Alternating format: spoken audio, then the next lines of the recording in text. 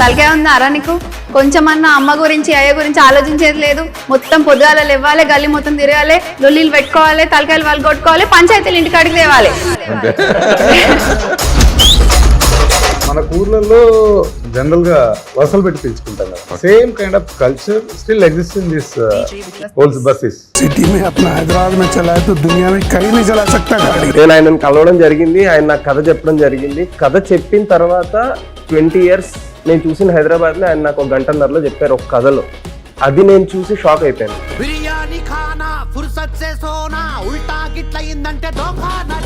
నేను పుట్టిందంతా ఇక్కడనే సార్, హైదరాబాద్ లో పుట్టి పెరిగాను, అంబర్పేట బస్తీలోనే.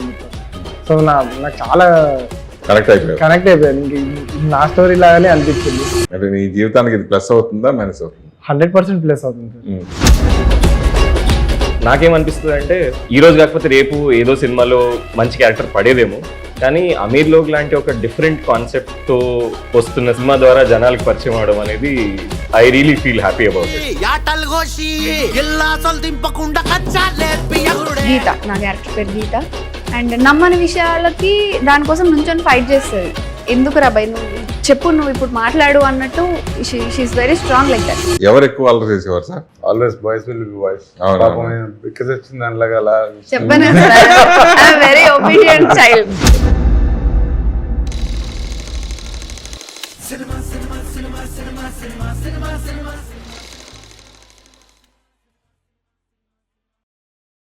హైదరాబాద్ నేపథ్యంలో రూపొందిన అమీర్ లోగ్ సినిమా ఆగస్టు 21వ తారీఖున రిలీజ్ కాబోతుంది. ఆ టీంతో చిన్న చిట్ చాట్. నమస్కారం అండి డైరెక్టర్ రమణారెడ్డి గారు. హాయ్ అండి, హాయ్ మనోజ్. కరెక్ట్గా 21 ఆగస్టు 22 అనేది అందరికీ గుర్తుండిపోయే రోజు. జై చిరంజీవి. ఎస్, ఒక రోజు ముందే మీరు సెలబ్రేషన్స్ స్టార్ట్ అవుతాయి అనుకుంటా. అది కావాలని పెట్టారు, అనుకోకుండా అలా వచ్చిందా? లేదు సార్, లక్కీగా వచ్చింది. ఈ సందర్భంగా చిరంజీవి గారి గురించి చెప్పు. చిరంజీవి గారి గురించి నేను హైదరాబాద్లో ఫస్ట్ నాకు గుర్తున్న సినిమా దేవిలో కొండవీటి దొంగ చూసాను. దేవి థియేటర్. మా బాబాయ్ ఉండేవాళ్ళు ఇక్కడ రామ్నగర్లో. సో సమ్మర్ హాలిడేస్కి అక్కడికి వస్తే తీసుకెళ్ళి ఫస్ట్ టైం సినిమా చూసింది థియేటర్లో, అంటే హైదరాబాద్లో. అంతకుముందు ఊర్లో చిన్న థియేటర్లో చూసేవాళ్ళం, బట్ ఇక్కడికి వచ్చి హైదరాబాద్లో ఫస్ట్ సినిమా చిరంజీవి గారి కొండవీటి దొంగ. సో ఇంటికి వెళ్ళిన తర్వాత ఇలా టవల్ కట్టుకొని అలా తిరుగుతూ పాట పాడుకున్నాను. స్వీట్ మెమరీ నాకు గుర్తున్నా. జీవితమే ఒక పాట సాంగ్ అదే కదా, జీవితమే ఒక పాట. అది ఎక్స్పీరియన్స్, అది మర్చిపోక మెమరబుల్గా ఉండిపోయింది. సరే, మన సినిమా విషయానికి వద్దాం. అమీర్ లోగ్ టైటిల్ జస్టిఫికేషన్ ఏంటి? Title justification is like Ameer log అంటే తను బాగుంటే అందరు బాగుండు, తన చుట్టూ ఉన్న వాళ్ళందరినీ బాగుంచగలిగేవాడు. This is what my feeling is. So whatever I have seen in this Hyderabad since 97లో వచ్చిన సార్ నేను హైదరాబాద్.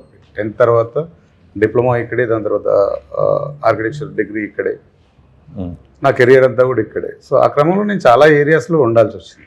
సో స్టార్ట్ విత్ ఒక 4 ఫ్రెండ్స్ తోటి ఒక చిన్న రూమ్లో నుంచి మొదలుపెట్టి ఈరోజు ఉంటున్న దగ్గర చాలా చోట్లలో తిరగాల్సి వచ్చింది. సో వాళ్ళందరి లైఫ్స్ నేను చాలా క్లోజ్గా అబ్జర్వ్ చేశాను.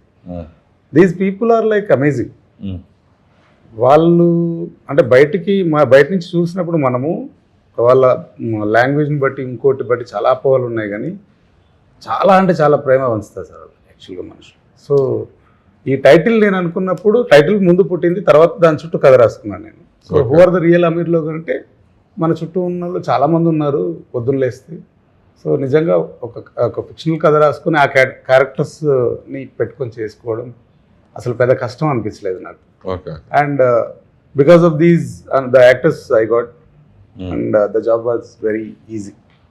అంటే మీకు ఇదే ఫస్ట్ సినిమా కదా? అవును సార్. ఎందుకు ఈ ఫీల్డ్లోకి రావాలనిపించింది? నేను సినిమాలు చాలా ఎక్కువ చూసేవాడిని, అగ్రెసివ్గా చూసేవాడిని. బట్ 2020లో నాకు ఒక ప్రాపర్ బ్రేక్ దొరికింది, ఒక 60 days ఆఫ్ టైం లాక్డౌన్ వల్ల.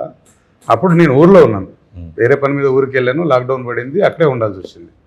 సో ఆ టైంలో మనకు regional cinema OTT, because of OTT platforms చాలా ఎక్కువ వచ్చింది బయటికి, చాలా ఎక్కువ ఎక్స్పోజ్ అయినాం మనం దానికి. అందులో నేను ఒకన్ని.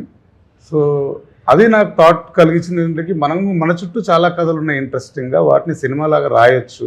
నేను బాగా చదువుతాను, ఎక్కువ చదువుతాను, రాయొచ్చు, కథను రాద్దాం అనేది ఉద్దేశం. బట్ సినిమాకి కథ రాయడం ఎలా అనేది రీసెర్చ్ స్టార్ట్ చేసింది అక్కడి నుంచి. ఓకే. అండ్ దట్ ఇంకొక 3 సంవత్సరాలు పట్టింది దానికి. 3 నుంచి 4 సంవత్సరాలు పట్టింది okay. To understand how to right A cinema and how to make a film అని. ఎవరి దగ్గర వర్క్ చేశారండి? లేదని చేయలేదు, ఎవరి దగ్గర? చేయలేదు. ఓ ప్యాషన్ తోటి. ఎస్. హరి, నీకు ఎలా వచ్చిందా మీ ఆపర్చునిటీ? నువ్వు ఆల్రెడీ ఓ సింగర్గా దీనిగా బాగా దూసుకుపోతున్నట్టున్నావు వరుసగా బ్యాక్ టు బ్యాక్ సినిమాలతోటి. కానీ ఇదైతే సందీప్ అన్న అని మా ఈపీ అన్న ఆల్రెడీ నేను వేరే మూవీలో పనిచేస్తున్నప్పుడు చూసి రమణ అన్నకి రికమెండ్ చేస్తే వెళ్ళి స్టోరీ విని అసలు ఇదంతా నా స్టోరీ లాగానే ఉంది అని. నేను పుట్టిందంతా ఇక్కడనే సార్, హైదరాబాద్లో పుట్టి పెరిగాను, అంబర్పేట్ బస్తీలోనే మొత్తం. సో నాకు చాలా కనెక్ట్ అయిపోయాను. ఇంక ఇది నా స్టోరీ లాగానే అనిపించింది. సో చేస్తా, ఆఫ్ కోర్స్ చేస్తా అని చెప్పి. అంటే నీ జీవితానికి ఇది ప్లస్ అవుతుందా మైనస్ అవుతుందా? 100% ప్లస్ అవుతుంది సార్, నో డౌట్ అది. ఎందుకంటే ఇంత మంచి ఆపర్చునిటీ, నా ఫేస్ కూడా ఇంత ప్రామినెంట్గా కనిపించబోతుంది కదా. సో అసలు 10 ఏళ్ల కష్టం అనుకోండి, 10 ఏళ్ల కష్టం తర్వాత ఈ పోస్టర్ని చూస్తున్నాను నేను ఇక్కడ కూర్చొని మాట్లాడడం కూడా చాలా కొత్తగా ఉంది. కానీ నిజంగానే ఇట్లాంటి ఆపర్చునిటీ రావడానికి నిజంగా కారణం రమణ అన్న. ఓకే.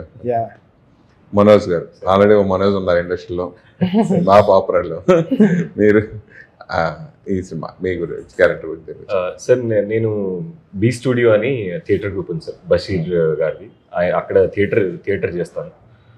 సో ఆడిషన్స్ కోసం రమణ మా థియేటర్ గ్రూప్ని అప్రోచ్ అయ్యి ఆడిషన్స్ కండక్ట్ చేశారు. సో అట్లా నాకు ఈ ఫిల్మ్ ఆపర్చునిటీ వచ్చింది. బట్ ఫ్రమ్ కోవిడ్ అప్పుడు నేను ఉత్తేజ్ గారి మైక్ యాక్టింగ్ స్కూల్లో జాయిన్ అయ్యాను అనమాట. సో అక్కడ నుంచి నా ప్రయాణం స్టార్ట్ అయింది. దెన్ నేను ఏడీగా వర్క్ చేశాను, కొన్ని హిందీ ఫిల్మ్స్లో వర్క్ చేశాను, తెలుగు ఫిల్మ్స్లో వర్క్ చేశాను, బట్ చిన్న క్యారెక్టర్లే చేశాను. బట్ ప్రిడామినెంట్గా సినిమా ఒక క్యారెక్టర్ చేయడం అనేది అమీర్ లోక్తోనే. అండ్ నాకేమనిపిస్తుంది అంటే ఈరోజు కాకపోతే రేపు ఏదో సినిమాలో మంచి క్యారెక్టర్ పడేదేమో, కానీ అమీర్ లోక్ లాంటి ఒక డిఫరెంట్ కాన్సెప్ట్తో వస్తున్న సినిమా ద్వారా జనాలకు పరిచయం అవడం అనేది I really feel happy about it. ఎందుకంటే ఈ సినిమా ఈ 2026లో రిలీజ్ అవుతుంది అనే కాకుండా ఇది కొన్ని సంవత్సరాల పాటు నిలిచిపోయే సినిమా సార్. ఎందుకంటే హైదరాబాద్ని మేము చూపించినట్టు ఎవరు చూపించలేదన్న స్ట్రాంగ్ బిలీఫ్ ఉంది మాకు. ఎందుకంటే మేము ఈ సినిమాకు ముందు వరకు మేము ఆడియన్సే. కథ విన్నప్పుడు కూడా కథ చాలా ఫ్రెష్గా అనిపించింది. అరే తెలంగాణ సినిమాలు, హైదరాబాద్ సినిమాలు అంటే ప్రతిసారి కామెడీగా ఉండడము, లేదంటే రివెంజ్ డ్రామా ఉండడము, లేదంటే లవ్ స్టోరీ ఉండడము, ఇదే ఉంది. స్లైస్ ఆఫ్ లైఫ్ అనేది హైదరాబాద్లో చాలా లైఫ్ ఉంది సార్. ఎక్కడెక్కడి నుంచో జనాలు వచ్చి ఇక్కడ ఉంటారు. వాళ్ళందరూ మీ ఊరు ఏదంటే హైదరాబాద్ అనేంతగా హైదరాబాద్తో బాండింగ్ ఏర్పరచుకుంటారు వాళ్ళు. సో ఇంత ఉన్న సిటీ గురించి ఆ పాయింట్ ఎవరు చూపించలేదు. And we are very thankful that రమణన్న ఇలాంటి సినిమా ఒకటి తీద్దామన్న డెసిషన్ తీసుకున్నారు. దాంట్లో మాలాంటి యాక్టర్స్కి ఛాన్స్ ఇస్తున్నారు. ఆ రోజు టీజర్ అప్పుడే అద్భుతంగా మాట్లాడి తీసేది స్టేజ్ మీద, అసలు ఎలాంటి బెరుకు ఏమి లేకుండా. మళ్ళీ ఈ మాట్లాడటం కూడా బాగుంది. ఎలా అంటే ఆ భయం ఏమి లేకుండా స్టేజ్ మీద, అది లేకుండా ఇప్పుడు సినిమాలు కూడా అలా చేస్తుంటామని అర్థమైపోతుంది మీ మాటలను బట్టి. అది ఎలా మీకు సాధ్యమైంది ఏంటి? ఫస్ట్ సినిమా కదా మీకు కూడా? ఇది ఫస్ట్ సినిమానే కానీ అంటే నాకు యాక్చువల్లీ స్టేజ్ ఫియర్ చాలా ఉంటుంది సార్. థియేటర్ వల్ల ఎప్పుడు అనిపించలేదు సార్. థియేటర్ వల్ల అది కొంచెం తగ్గింది. బట్ ఒక్కసారి ప్రమోషన్ స్టార్ట్ అయ్యి మన సినిమాని మనం బయటికి తీసుకెళ్ళాలి, కొన్ని పెద్ద సినిమాలకి పోటీగా అన్నప్పుడు మన సినిమాలో ఏముందనేది మేమే చెప్పుకోవాలనే, మన సినిమాను మనమే ఎత్తుకోవాలి అని రమణన్ ఎప్పుడు చెప్తుండేవారు. బట్ ఒకసారి ప్రమోషన్ స్టార్ట్ అయిన తర్వాత మా కంటెంట్ మొత్తం మా చేతికి వచ్చిన తర్వాత మా కాన్ఫిడెన్స్ ఇంకా డబుల్ అయింది. So that is the only confidence sir. ఇది నా కాన్ఫిడెన్స్ లేదంటే జస్ట్ నేను ఒక సినిమా చేశాను, ఒక ఇంటర్వ్యూ ఇచ్చే ఆపర్చునిటీ వస్తుంది అనేది పక్కకు పెట్టేస్తే we are all very confident about the film. Okay. Veda Jalandhar గారు, తిమ్మరాజుపల్లి టీవీ నుంచి కట్ చేస్తే అమీర్ లోక్, ఆ సినిమాకి ఈ సినిమాకి క్యారెక్టర్స్ పరంగా వేరియేషన్ గురించి. తిమ్మరాజుపల్లిలో నేను అన్నీ కొత్తనే సార్ నాకు. ఆ లుక్ కొత్త, ఆ యాస కొత్త, ఆ లొకేషన్ కొత్త. నేను చిత్తూరుకి ఎప్పుడు వెళ్ళింది లేదు, అంత రూటెడ్ స్లాంగ్ మాట్లాడింది లేదు. నేను పుట్టి పెరిగింది తెలంగాణ, జగిత్యాల, కరీంనగర్, హైదరాబాద్, ఇంతే. ఇంకా యాస నేర్చుకున్నాను, ఆ బాడీ లాంగ్వేజ్, ఒక చదువుకొని అమ్మాయిలాగా ఉండాలి. సో అదంతా నేను కొత్తగా నేర్చుకొని చేశాను. ఇది ఏంటంటే ఇదంతా ఇదంతా నేను ఆల్రెడీ చేసిన విషయాలే నేను మళ్ళీ కెమెరా ముందు చేస్తున్నా. క్యారెక్టరైజేషన్ ఒకటి, అందులో నేను జాబ్ చేస్తుంటాను, but same independent strong girl. కాకపోతే అప్పుడప్పుడు ఎప్పుడన్నా మనకు రియల్ లైఫ్లో కొంచెం బెరుగ్గా భయంగా ఏదైనా విషయం గురించి ఆలోచన వస్తే గీతలాగా నేను ఉండాలి అని అనుకుంటా. ఇది అలాంటి క్యారెక్టర్. తను ఒక స్టాండ్ తీసుకుంటుంది, తను నమ్మే విషయాలకు స్టాండ్ తీసుకుంటుంది. గీత, నా క్యారెక్టర్ పేరు గీత. అండ్ నమ్మని విషయాలకి దానికోసం నుంచొని ఫైట్ చేస్తుంది. ఎందుకు రాబాయ్ నువ్వు చెప్పు, నువ్వు ఇప్పుడు మాట్లాడు అన్నట్టు. She is very strong like that. So I look up to that character. So అలాంటి క్యారెక్టర్ నా స్లాంగ్లో సేమ్ లొకాలిటీలో చేయడం అనేది చాలా హ్యాపీగా, జాయ్ఫుల్గా చేశాను. సో చాలా డిఫరెన్స్ ఉంది అండ్ నాకు వర్సిటాలిటీ చూపించడానికి చాలా స్కోప్ దొరికింది.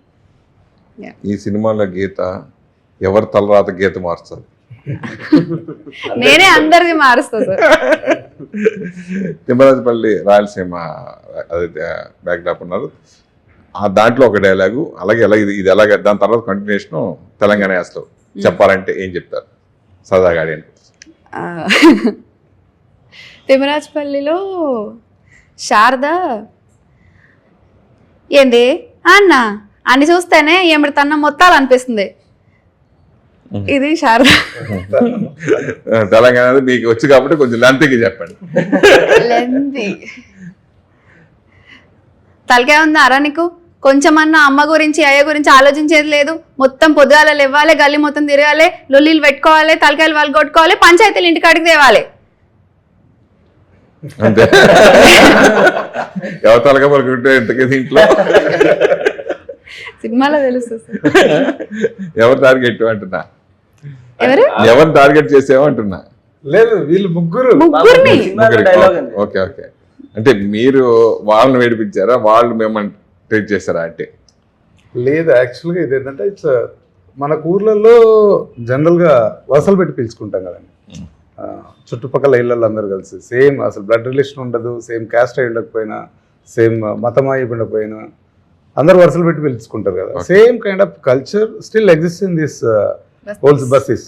ఓకే. సో హియర్ ఈ సినిమాలో ఏంటంటే వీళ్ళందరూ పక్కపక్క ఇళ్లలో ఉండేవాళ్ళు.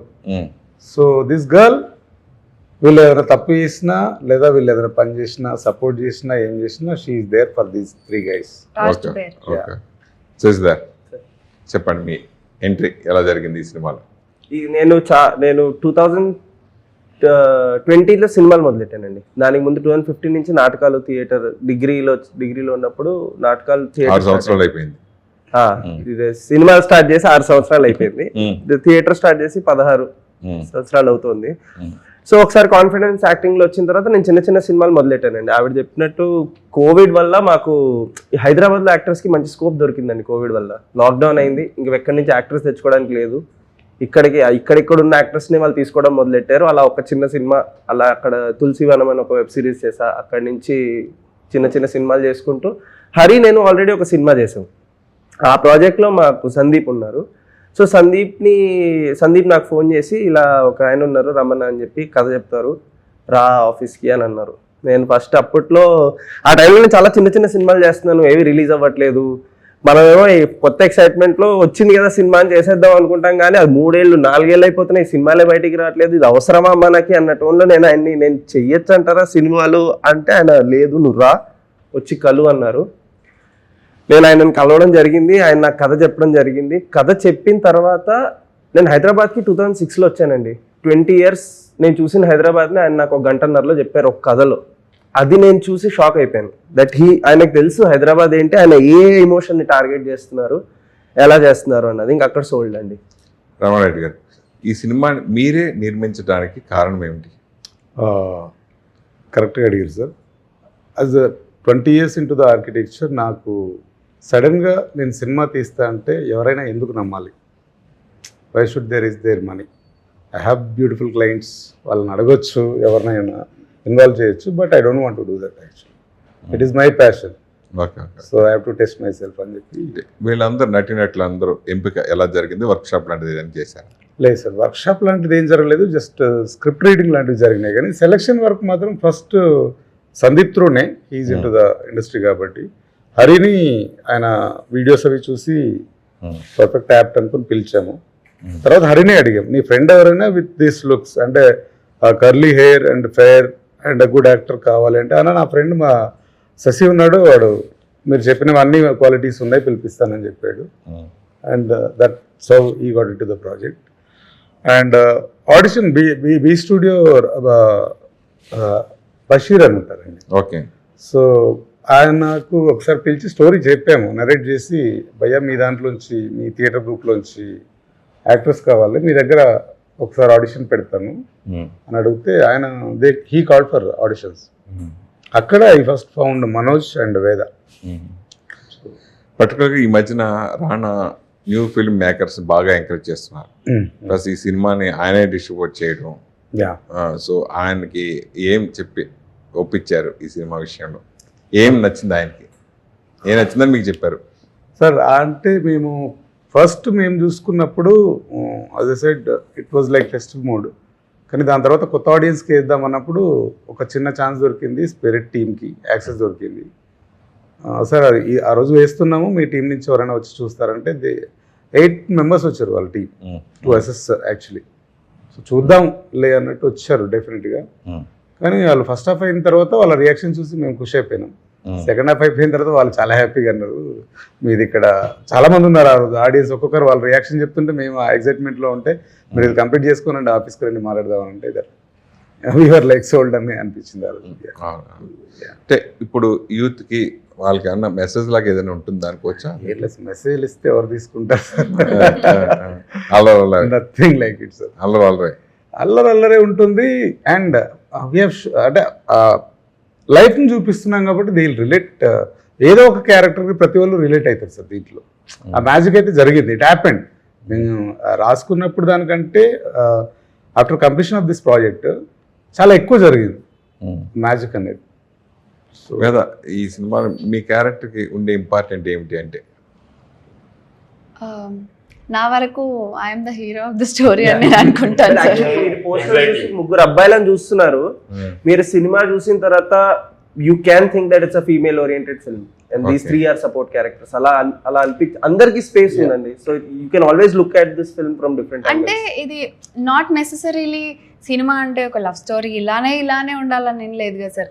అండ్ ఇందులో beautiful emotions, non biological blood relationships కాకుండా ఎంత మంచి రిలేషన్షిప్స్ని బిల్డ్ చేసుకోగలుగుతామో అండ్ అవి మన లైఫ్ని ఎంత బ్యూటిఫుల్గా ఇంపాక్ట్ చేయగలుగుతాయో అన్నది చాలా బ్యూటిఫుల్గా చూపించారు. అండ్ అది అలాంటి దానికి బ్రాంచ్ చేస్తూ మా క్యారెక్టర్స్ అన్నీ ఉంటాయి. And I think I'm the centre pillar, Trump of the branches. అంటే ముగ్గురులో మీరు ప్రేమించేది ఎవరిని, ఇష్టపడేది ఎవరిని? ఇక్కడ ముగ్గురిని ప్రేమిస్తాను సార్.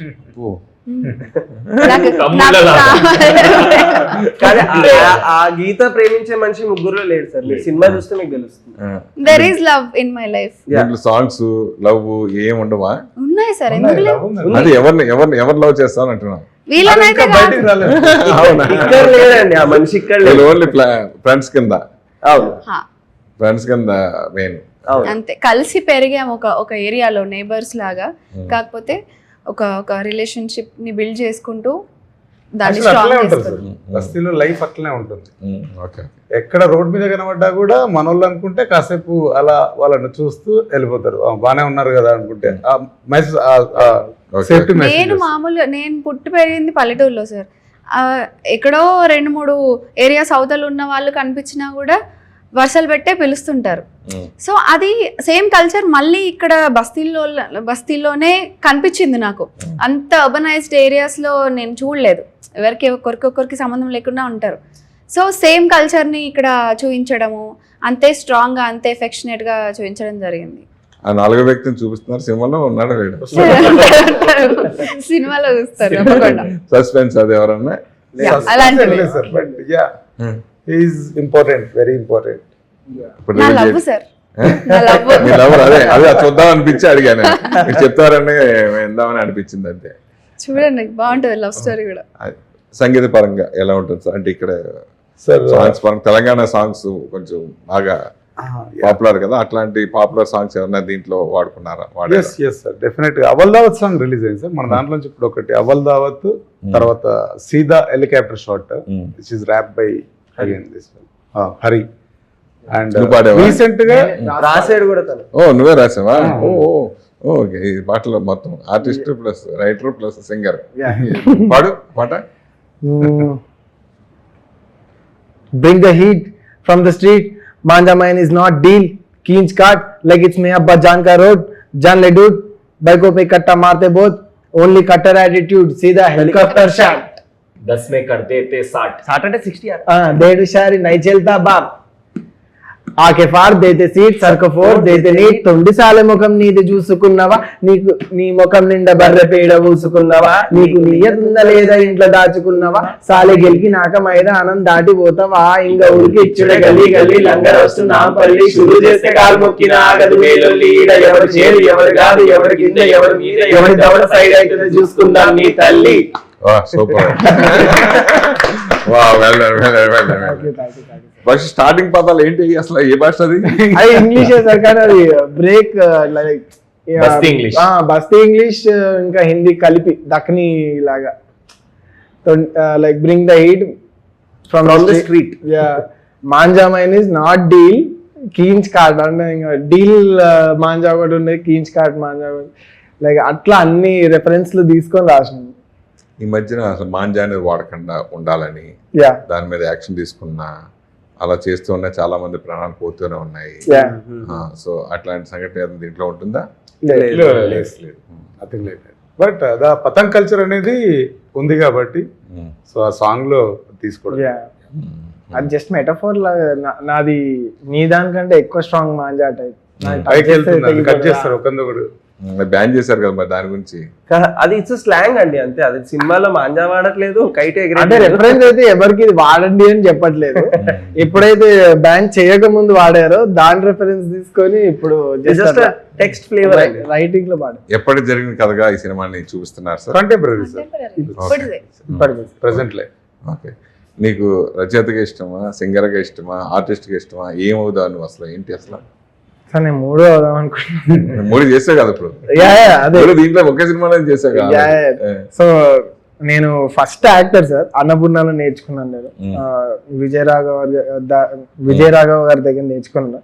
అక్కడి నుంచి స్టార్ట్ చేసి దాని తర్వాత రైటింగ్ డిస్కవర్ చేసి దాని తర్వాత ర్యాప్ లోకి దిగి దాని తర్వాత మ్యూజిక్ అర్థం చేసుకొని, సో నాకు లేయర్స్ ఆఫ్ ఆర్ట్ ని నేను ఎక్స్ప్లోర్ చేయగలిగినందుకు ఐఎమ్ వెరీ హ్యాపీ. ఇంకా అచీవ్ చేయాలి అని అంటే 3 అచీవ్ చేద్దామని సార్ నాకైతే. జనరల్గా ఇలాంటి సినిమాలు ఒక సెక్షన్ ఆఫ్ ఆడియన్స్ని ఆకట్టుకుంటాయి. అది మీకు అనిపించలేదా సినిమా కథ రాసుకున్నప్పుడు? లేదు సార్, బేసిక్గా హ్యూమన్ ఎమోషన్స్ అనేది యూనివర్సల్ కదా సార్. సో ఇప్పుడు మనము మలయాళం సినిమాని అప్రిషియేట్ చేస్తున్నాము, చాలా మొన్న గుజరాతీ ఫిలిం వచ్చింది దాన్ని అప్రిషియేట్ చేస్తున్నాము, మరాఠీ సినిమాని అప్రిషియేట్ చేస్తున్నాము, అండ్ కన్నడ నుంచి చాలా మంచి సినిమాలు వస్తున్నాయి. సో అట్లా రీజనల్ ఏముండదు సార్, లాంగ్వేజ్ వల్ల లేదా ఒక ఫ్లేవర్ వల్ల ఇట్లా అవుతుందని ఏం లేదు. లోపల కంటెంట్ ఏంటి, దాంట్లో ఎమోషన్స్ ఏంటి అనేది ఇంపార్టెంట్. ఓకే. అంటే మీరు కొత్త నటినట్లు కూడా కొత్త ఆల్మోస్ట్ సార్ మీరు కొత్తగా ఇంట్రొడ్యూస్ అవుతున్నారు, అలాగే ఆర్టిస్టులు కూడా ఆల్మోస్ట్ కొత్త వాళ్ళ కింద లెక్క. టెక్నీషియన్స్ పరంగా టెక్నీషియన్స్ లేదు సార్, టెక్నీషియన్స్ అందరూ perfect actually. Rohit Penmatsa is editor and definite గా దీంట్లో చాలా కొత్త ఎడిట్ కట్ చూస్తాం మనం. And then Smaran Sai is doing very nice nowadays. మీకు తెలుసు రీసెంట్ గా రావు బహదూర్ లో మంచి మ్యూజిక్ ఇచ్చారు అండ్ RX100 కి BGM తనే చేశారు. ఆయన ఈ సంవత్సరం నాకు తెలిసి 4 సినిమాలో 5 సినిమాలో వస్తుంది బయట. He is very well versed. And మన దాంట్లో మ్యూజిక్ అయితే 10 పాటలు వచ్చినాయి sir honestly. There are 10 songs. Okay okay okay. So Hyderabad life లో కొంచెం మ్యూజిక్ పోర్షన్ ఎక్కువనే ఉంటుంది. సో ఈ సినిమాలో కూడా 10 పాటలు అలా వచ్చినట్టు కూడా తెలియకుండా చాలా జాగ్రత్తగా అంటే ఇది కథల భాగంగా వచ్చి వెళ్ళిపోతా ఉంటాం. Okay okay. టైటిల్ పరంగా తీసుకుంటే దేంట్లో మెయిన్ ఉన్నోళ్ళు లేనోళ్ళు అనే కంపారిజన్ ఏమైనా చూపిస్తున్నారు? లేదు సార్, ఎవడు ఉన్నాడు ఎవడు లేనాడు, ఎవడు అమీర్ ఎవడు కాదు అనేది మాత్రమే చూపిస్తుంది. అది కూడా కాదు చెప్పాలంటే వీళ్ళు అమీర్ అని చూపిస్తున్నాం అంతే. అంటే మీ ఈ థాట్ చేయాలని ఆలోచన ఎప్పుడు పుట్టింది మీకు అసలు? 2023 సార్. ఎలా వచ్చింది? 2024 యాక్చువల్లీ. అమీర్లో అనేది టైటిల్ ఫస్ట్ పుట్టింది. ఎలాగంటే నేను ఒక బాలీవుడ్ యాక్టర్ మనోజ్ వాజ్పేయి గారిది ఇంటర్వ్యూ చూస్తున్నాను. అది చూస్తున్నప్పుడు పాడ్కాస్ట్లో మధ్యలో ఆయన ఒక దగ్గర అమీర్లో కానీ వాడాల్సి వచ్చింది. సో అది నాకు స్ట్రైక్ అయింది, బాగా హార్డ్ హిట్టింగ్ ఉండే, అంటే మజా వచ్చింది ఆ టైటిల్ చూడగానే. బ్యూటిఫుల్ ఉంది. ఎవడు అసలు అమీర్లో కంటే ఎవరు? ఎస్, డెఫినెట్లీ రిచ్ అనుకుంటాం మనం, కానీ there is other angle to this title. If it is a title then there should be other angle అని చెప్పేసి ఆలోచిస్తే నా చుట్టూ ఉన్న వాళ్ళు ఎవరైతే ఉన్నారో దిల్సే కానీ ప్యార్సే కానీ మౌత్సే కానీ వాళ్ళే కదా అమీర్లో కనిపించి ఒక ఫిక్షనల్ స్టోరీ రాసుకొని ఈ క్యారెక్టర్స్తో. విడుదలకి దగ్గరగా కొన్ని రోజులు మాత్రమే ఉంది. ఎలాంటి ఎక్స్పీరియన్స్ ఇచ్చింది? Experience cinema it's very joyful job, కానీ డిసిప్లిన్తో ఉండాలి. కొంచెం కష్టం, చాలా టైం తీసుకుంటా సార్ సినిమా అనేది, నాకు అర్థమైంది. నెక్స్ట్ సినిమా ప్రిపేర్ అవుతున్నారా వదిలేసాలనుకుంటున్నారు? ఇది అయిపోయిన తర్వాత సార్.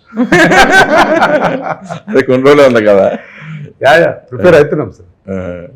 అంటే ఈవేళ చిన్న సినిమాలు కానీ కొత్త వాళ్ళతో తీసిన సినిమా చాలా రిస్క్గా జనాలు లేకపోతే షోలు కూడా ఆపేస్తున్నారు కదా ఇవన్నీ టెన్షన్. అంటే మీరు అంటే ఇట్లాంటి సినిమా కొంతమంది ఓటీటీకి ఇష్టపడి చేసుకుంటుంటారు. మీరు థియేటర్ రావడానికి మీకు మీ అదృష్టం ఏంటంటే రానా కూడా ఓపెన్ చేయడం బయట దీని గురించి మీకు డిస్కషన్ కానీ మీటింగ్ జరుగుతున్నప్పుడు కానీ మీకు ఏమనిపిస్తూ ఉంటుంది? యాక్చువల్గా మాకు స్పిరిట్ బ్యాకింగ్ వల్ల చాలా కాన్ఫిడెంట్గానైతే ఉన్నాము. మంచి స్పేస్ దొరుకుతుంది మనకు, మంచి విజిబిలిటీ ఆల్రెడీ పెరిగింది. అంతకుముందు స్పిరిట్ జాయిన్ అవ్వక ముందు ఈ సినిమా గురించి మాకు మాత్రమే తెలుసు, మాకు తెలిసిన వాళ్ళకి మాత్రమే తెలుసు. Now it is open to all, అందరికీ తెలిసిందనే నమ్ముతున్నాము. అండ్ రేపు థియేటర్లో కూడా కంటెంట్ ఒకసారి బయటకు వచ్చిన తర్వాత జనాలు ఓన్ చేసుకుంటారని కూడా నమ్ముతున్నాం సార్. అంటే విజయం పట్ల ఎలాంటి నమ్మకం అండి?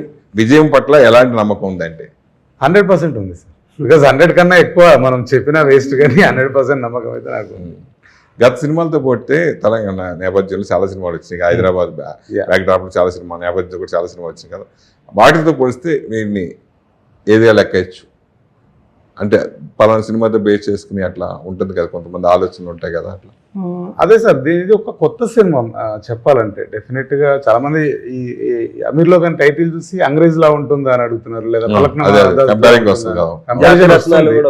జాతిరత్నాలు రెఫరెన్స్ కూడా వచ్చింది, ముగ్గురు ఉన్నారు కాబట్టి. సో బట్ నో సార్, ఈ మూడిట్లలో దేంతో కూడా కంపేర్ చేసే సినిమా కాదు. It's completely different film. So నాకు చాలా అంటే ఇది స్లైస్ ఆఫ్ లైఫ్ డ్రామా అనేది నాకు చాలా ఇష్టము. అది నేను శేఖర్ కమల్ గారి సినిమాల్లోంచి ప్లస్ అనురాగ్ కశ్యప్ ఈ రెండు బ్లెండ్ చేస్తే ఎలా ఉంటుందో ఈ సినిమాలో ఉండదు. ఇప్పుడు మీరు చెప్పిన సినిమాలు ఎలాగైతే తెలంగాణ సినిమాకి బెంచ్ మార్క్ అని అంటున్నారు, రిలీజ్ అయిన తర్వాత మా సినిమా కూడా రాబోయే సినిమాలకి బెంచ్ మార్క్ అవుతుందని హైదరాబాద్ స్ట్రాంగ్ బిలీఫ్ ఉంది సార్. Okay okay. మీరు ఆల్రెడీ రాయలసీమ బ్యాక్డ్రాప్ అయిపోయింది, ఇప్పుడు తెలంగాణ మీరు పుట్టి పెరిగిన కూడా అయిపోయింది. నెక్స్ట్ ఏది ఇష్టం? Next Kakinada sir. ఆంధ్ర ఆ యాస డైలాగులు ఇవన్నీ కూడా నేర్చుకుని పెట్టుకున్నారా? In process. సరే, మీ జీవితం మీద ఈ పాత్ర ఎలాంటి ఎఫెక్ట్ ఇస్తుంది అనుకుంటున్నారు? డెఫినెట్లీ ఆడియన్స్కి అయితే నన్ను ఇంకా దగ్గర చేసే పాత్ర డెఫినెట్లీ అవుతుంది సార్. అండ్ ఫ్యామిలీస్కి కూడా ఇంకా ఎక్కువ దగ్గర చేసే పాత్ర అయితే డెఫినెట్లీ అవుతుంది. ఓకే. జెన్జెడ్ యూత్కి ఈ సినిమా వాళ్ళకి ఏదన్నా చెప్పడం కానీ వాళ్ళకి రిలేటెడ్ కానీ అదేమన్నా టార్గెట్ చేసుకుని ఉండొచ్చు? అసలు టార్గెట్ చేయలేదు సార్ నేను. జెన్జీకి టార్గెట్ అని కాదు, but they will enjoy this film.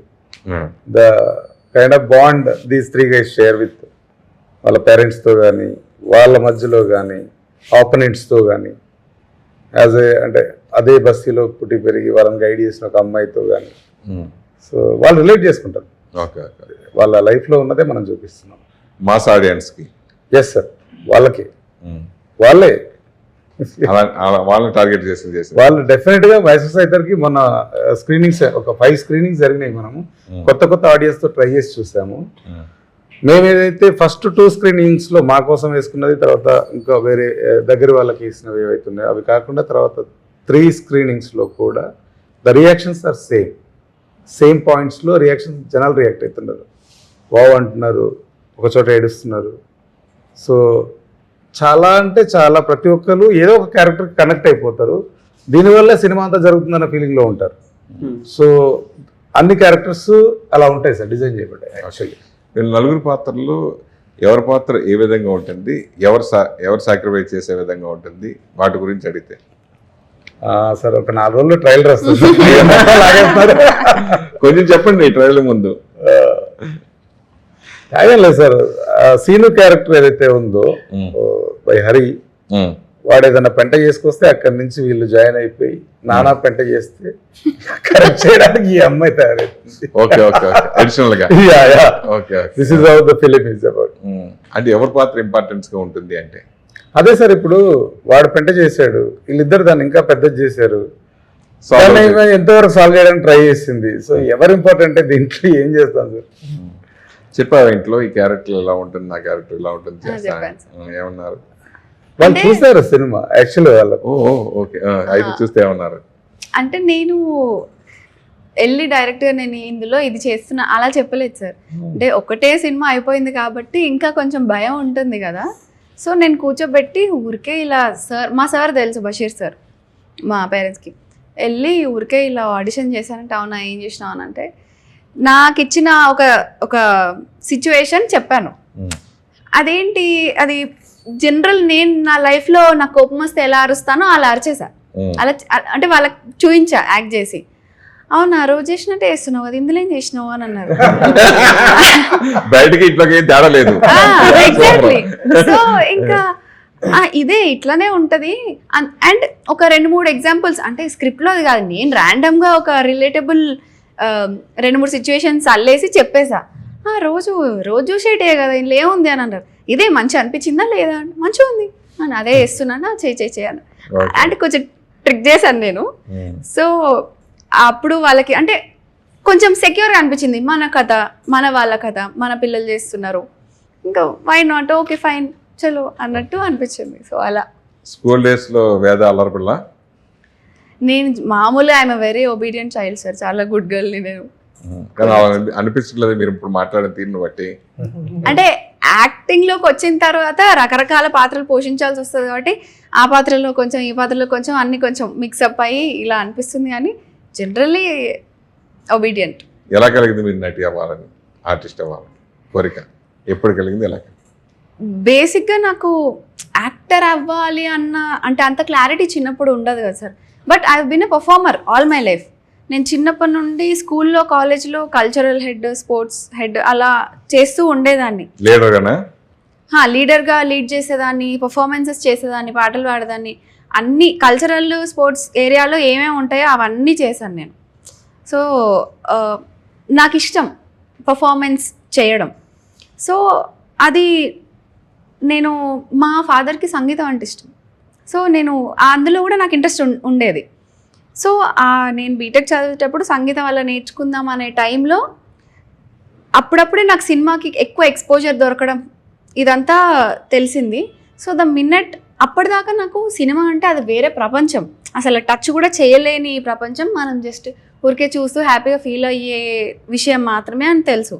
But once I knew that anybody can try in that space and నీకు టాలెంట్ ఉండి నువ్వు అందులో డిసిప్లిన్డ్గా వర్క్ చేస్తే, నువ్వు అందులో టికాయిస్తే ఎవ్రీబడి కెన్ హ్యావ్ స్పేస్ అని తెలిసిన తర్వాత I dropped everything and I thought let me give it a shot. నేను ఓడిపోయినా పర్లేదు, నేను చదువుకున్నా, నాకు చదువు ఉంది, నేను ఏదైనా చేసుకొని బతుకుతా.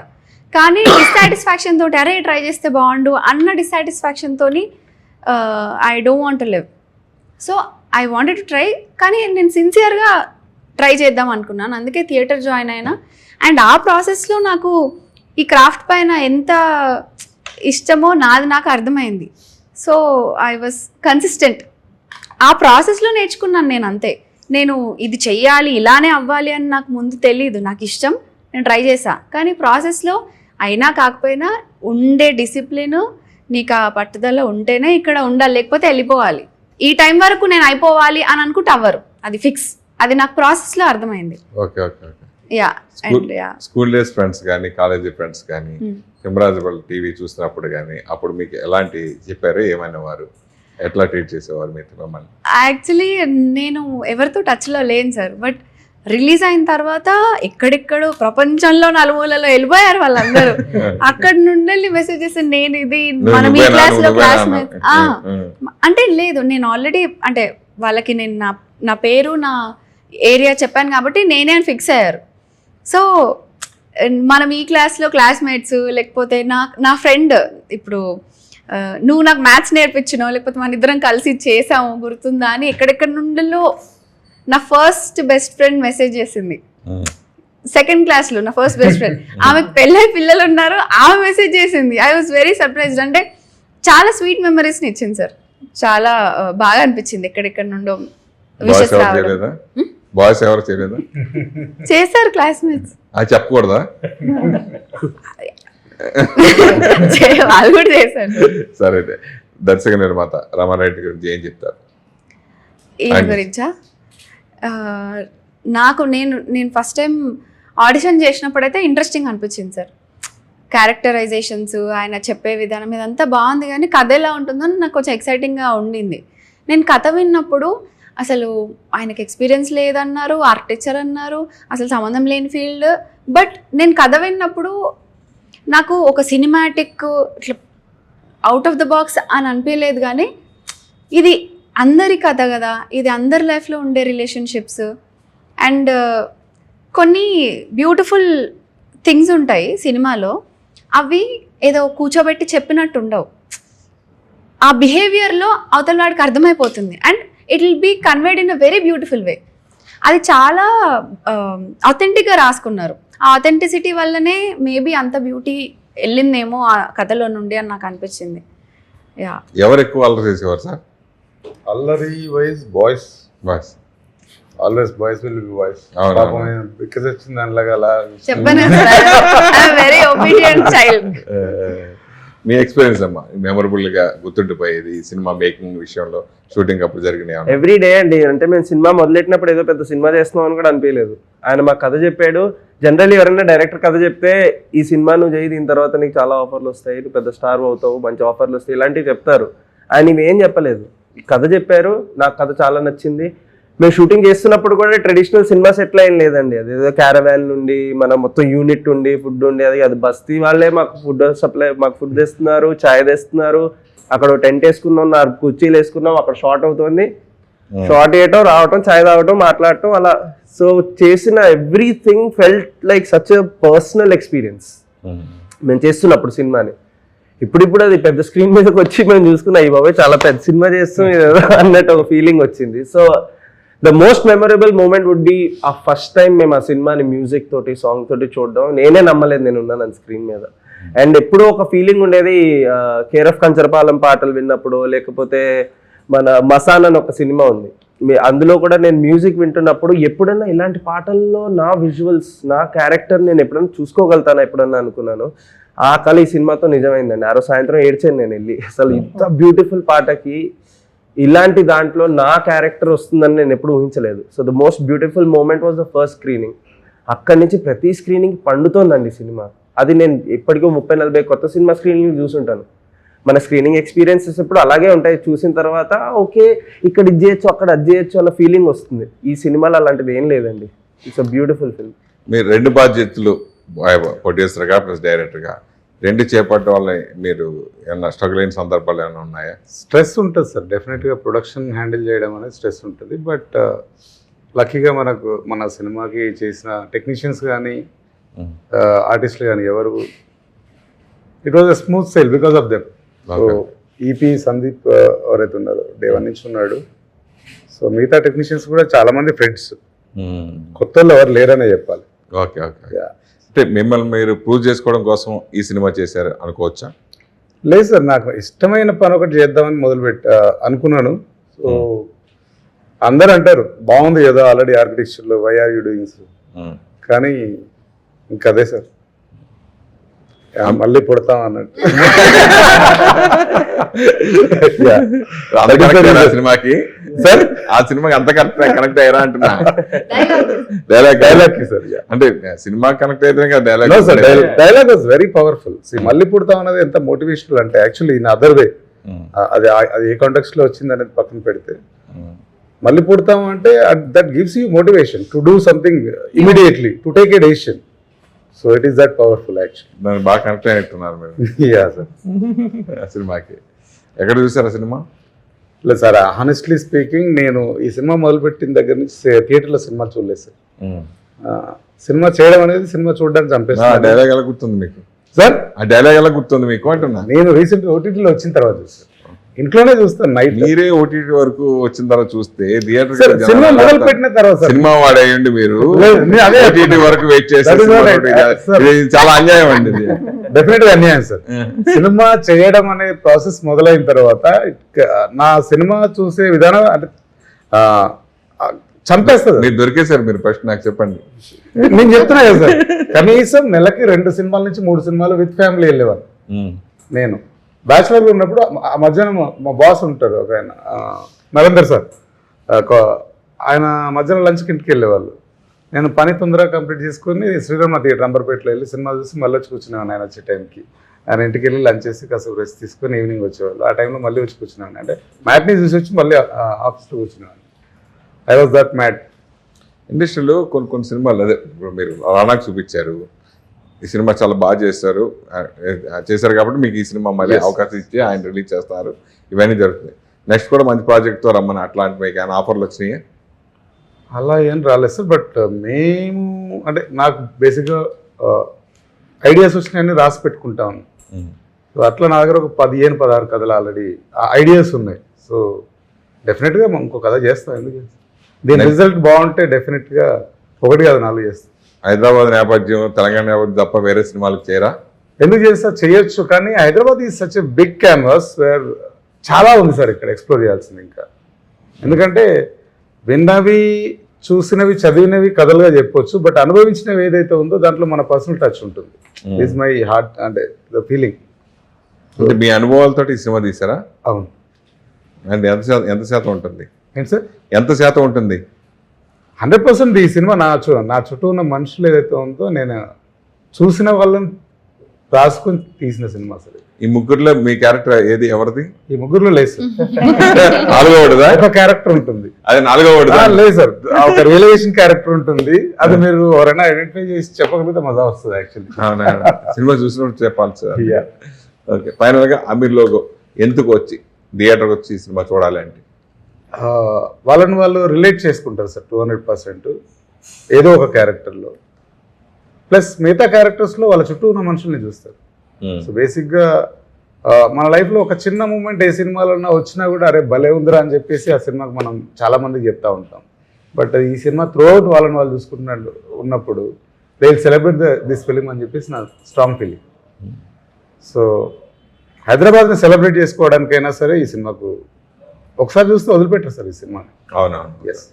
అంటే మెయిన్ టార్గెట్ హైదరాబాద్లోనే ఎక్కువ థియేటర్లు ప్లాన్ చేస్తారా? ఎట్లా టు స్టార్ట్ విత్ హైదరాబాద్లో ఎక్కువ థియేటర్స్ ఉంటాయి sir. But it is releasing in entire Telangana, Andhra and world wide release కూడా ఉంది. US రిలీజ్ ఉంటుంది definitely. Okay, all the best. Thank you. Grand success అవ్వాలి మనస్ఫూర్తిగా కోరుకుంటున్నాను. Thank you very much sir. Thank you very much. cinema, cinema, cinema, cinema, cinema, cinema, cinema.